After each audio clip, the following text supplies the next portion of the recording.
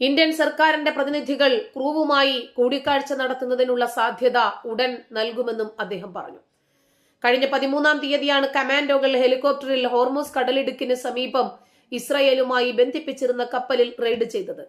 April 1-ാം തീയതി Syrian തലസ്ഥാനമായ ഡമസ്കസിലെ Iranian എംബസിക്ക് നേരെ ഇസ്രായേൽ നടത്തിയ ആക്രമണത്തിന് പ്രതികാരമായി 300ഓളം ഡ്രോണുകളും മിസൈലുകളും ഉപയോഗിച്ച് ഇറാൻ ഇസ്രായേലിനെ ആക്രമിച്ചിരുന്നു.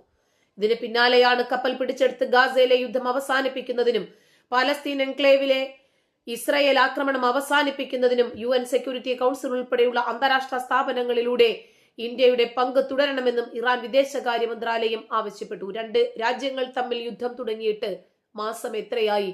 ഒക്ടോബറിൽ തുടങ്ങിയ ഈ യുദ്ധം ഇനിയും അവസാനിച്ചിട്ടില്ല എന്ന് മാത്രമല്ല, മനുഷ്യർ നിർഭയരല്ല. അവർ ഭയചകിതരായി ഒരിടത്തു നിന്നും മറ്റൊരിടത്തേക്ക് പലായനം ചെയ്തുകൊണ്ടിരിക്കുകയാണ്. ലക്ഷക്കണക്കിന് ജനങ്ങൾക്ക് വീടും അവരുടെ സ്വൈരവിഹാര